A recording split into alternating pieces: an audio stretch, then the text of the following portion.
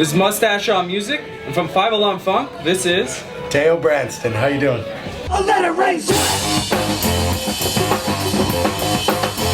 I'll let it rain sweat. I'll let it rain sweat.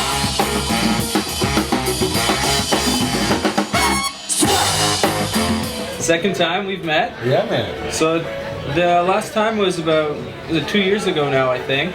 Yeah, at Sound Clash. Yeah. Yep. And we were discussing the album that you're releasing, the Abandoned Earth. Abandoned Earth is our latest record. And it was, well, what I found interesting, Abandoned Earth, which is mean like leaving Earth, but you guys are also a band on Earth. I think you're the first person to actually... Oh, really? Yeah, get that, because when we came across that name, we're like, oh my god, it's a play on words! That was the whole deal, right? It's like, you take the story at face value. Yes, we are just a band on Earth and we're creating something that we really love and want to do. But you take it at its, fantastical value, and we have to leave the planet because of its total destruction. Yeah. And it's about a robot? Or there's many different facets of the story, but the general outline is that we get lured into this psychotropic hallucination by an evil ice cream man who takes us on this journey of the mind where we see the destruction of the entire Earth by a giant robot and the destruction of ourselves. Okay. And basically, it's just, it's a way of showing mankind's imprint on the world can have a much more, is having a drastic effect on the actual planet. Okay. Yeah. And the newest music video from it had a robot in it, and the animation was really great, and just like all the colors and everything involved in it was just really good. Yeah. And you did that with another company out of BC as well? Vancouver, yeah. Atomic Cartoons. We first started talking to them because their main guy is a huge fan of the band, and we got hired to play one of their staff events. And so after we had played our set, I was talking to Rob Simmons, who's the main guy. He's the main business end man at Atomic Cartoons. And we got talking, and I explained to him the kind of the concept album of Abandoned Earth that we had created. And, that got his wheels turning on kind of funk opera, like, can we do something with this? They, from Atomic's perspective, they want to branch out and kind of, because they do mostly children's cartoons and stuff like that. So they want to branch out and maybe try and get a new demographic of people interested in their company.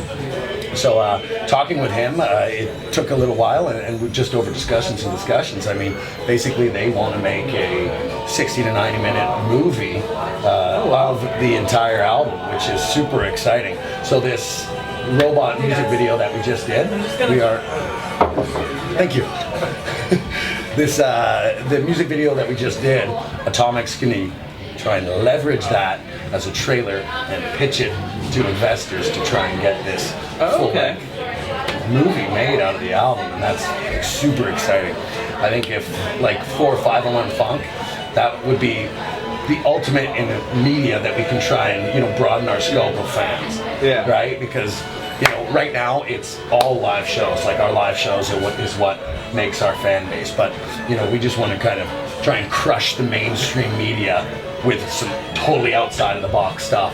And Atomic Cartoons, partnering with them, I think is making that a possibility. Okay. Is there any way for anybody to kind of keep track of what's going on with that? Like somewhere they can follow along? At this point, not as much. We are just kind of in the grind it out mode. Yeah. See if we can get something happening with it. Okay. And that's, Atomic is taking care of most of that stuff, but I mean, we love those guys. They're so great to work with, and when they showed us the video, we were so excited, and we loved it, right? So, right now, from 5 Alarm Funk's perspective, we have our fingers crossed. We want this to happen. Okay. We just have to, see what kind of attention it brings. Okay.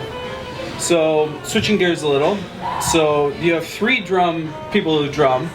You have Tom, who's the bongo player. Conga. Yeah, conga. You play the drums. Yes. And then you have Carl, who is over on this. And I've noticed you both, all 3 of you, got some pretty big arms. So in your professional opinion, Is it better to just play drums if you want to like get big arms and look pretty muscular? Or? I don't know. See, Carl fakes his way through it, and he works out all the time. Oh, okay. But me and Tom, we just, drink beer and eat Blarney chips. No, but I mean, there's definitely a physical aspect to the instrument. And especially in 5-Alarm Funk. I mean, in other bands you can play light, you can play quiet, you can play relaxed. But I mean, 5-Alarm Funk is a intense process. Well, I've noticed. I mean, I've never playing even in other groups. Like I've never experienced the pain that I feel on stage with 5-Alarm. It's like everything. So I mean, the warm up even for the show, it's like you got to do an hour and a half of jumping around. Yeah. Getting your hands going and stuff like that, or else you go on there with lead forearms. So every set is a workout. It's an entire workout. Yeah. Okay. And I mean, that's the fun of it. Yeah. Right? We get up there and we have fun, and it's just massive expression. You get to just blow yourself out of the water. There's your next venture. You start an exercising video, just the 5-Alarm Funk workout. 1, 2, 3. Sure, in a couple months you're looking to go into the studio. Is that right? Yeah, it'll probably be November, December 2015, and then looking to release a new album in 2016. Okay. Probably springtime, because then that'll lead really well into the summer and festival season. Your second album was, I believe, it was purely instrumental. There wasn't really any. Second album, Voodoo Hairdo. Yeah. It was mostly instrumental. We had a couple of guest vocalists, Dawn Pemberton from Vancouver, who is a beautiful soul singer. She's just amazing. She sang on one of the tracks, but it's very minimalistic, right?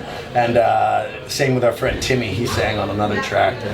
But yeah, that was mostly instrumental, and that one was when the band was like pretty much a fully instrumental band. Yeah. When we were on stage, we only just kind of talked in between songs or whatever it was. But then we found the power and the fun of yelling on stage. Because you kind of moved into a more vocal, sort of story-driven sort of album.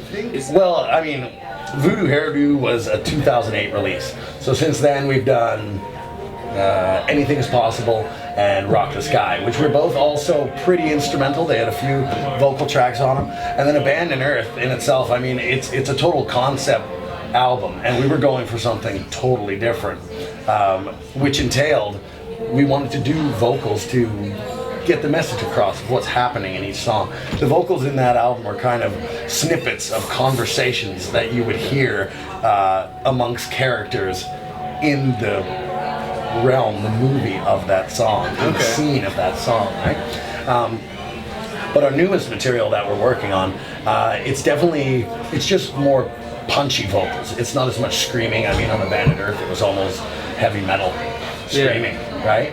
But the newer stuff is more just punchy, kind of just gang stuff that the whole band takes part in, and it's basically used more as like a rhythmical tool, just to enforce another point of power, you know? Okay. Is it going to be as like, because this was a concept, is it going to be along the same lines as that? No, I think you do one concept album and then you're done. It's funny too, though. I mean, Abandoned Earth was so amazingly different than anything we had done in the past, and it's a really scary album. It's aggressive. It really does sound like heavy metal in some parts, and I think that definitely scared some people away from the group. Like even myself, when I listen to the album, by the end of it, I'm exhausted. My mind is exhausted. I'm like, oh my God. It's literally like your brain is being destroyed by the album. Yeah. But no, the new stuff that we're working on, we're just like cutting heavy funk and grooves. And it's going to be a very danceable, very, super enjoyable. Awesome. Yeah. If you had to describe it as a mustache, what kind of mustache would you describe it as? Probably one that you could tie to your beard. I don't know why, but I just always thought that would be a funny ass mustache. Yeah, just okay. The mustache you tie to your beard. Okay. Well, thanks again, Teo, for sitting down with me. Thank you, my man. Yeah, it was a pleasure. Can't wait to see you guys again in the future, and can't wait to listen to the new album. Awesome. Yeah. Thanks, man. Thanks. Yeah.